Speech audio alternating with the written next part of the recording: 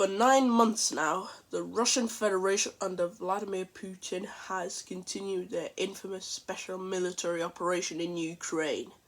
Putin claims to be denazifying Ukraine and liberating the Russian minority. Russia has continued to recognize 2 separatist states within Ukraine, known as the Donetsk People's Republic and Luhansk People's Republic, and more recently have formally annexed 4 Ukrainian regions: Donetsk, Luhansk, Zaporizhia, and Kherson, to add to their collection that also includes Crimea and Sevastopol. In this war, Russia has committed several atrocities worth mentioning.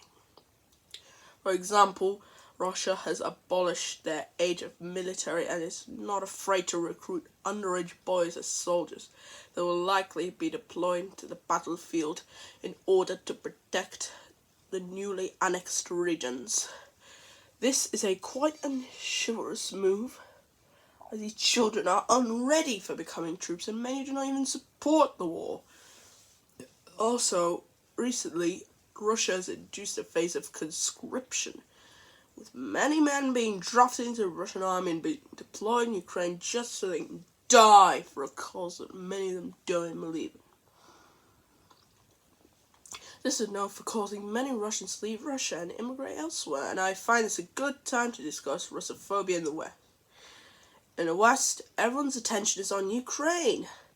The attention is on what this despotic invasion is doing to Ukrainians. However, no one seems to care too much about the Russian refugees who are forced to desert their country in order to avoid being drafted straight into a war they don't want. In fact, many regular Russian civilians are getting harassed because of something that their president did. Remember, Russia's not a terrorist state. Putin's is a terrorist president. Putin has committed countless war crimes and caused countless innocent deaths in the war, to the point where I won't even go into detail because this speech would be unnecessarily long if I did. Anyways, now I shall discuss Putin's excuses for the invasion. Putin claims to be denazifying Ukraine and liberating Russians in Ukraine. There is no neo-Nazi Kiev regime persecuting the Russian minority. The Maidan Revolution happened because Ukrainians felt that Ukraine was getting too close towards Russia, who quickly went on to illegally annex the Crimean Peninsula after the event. The Azov Regiment has been accused of neo-Nazism, but it turns out that only a minority of its soldiers really do follow such beliefs. Also, I don't know about you, Putin, but I'm pretty sure a neo-Nazi regime would not be run by a little comedian. Also, the Russian government officials who are asking citizens in the 4 regions recently annexed to vote in favor of joining Russia forever were armed with guns! Yay! And even if Ukraine was truly a neo-Nazi state that persecuted Russians, there are better ways of denazifying a country than to drop cluster bombs over civilian infrastructure.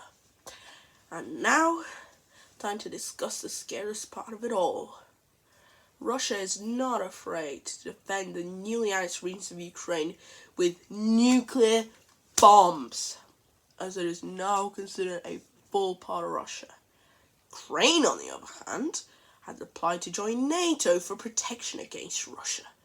If NATO gets involved, Russia will not be afraid to declare a world war, as well as thermonuclear war.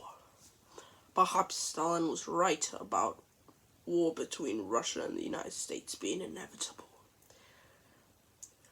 And now, I would like to talk about the sanctions Russia has received.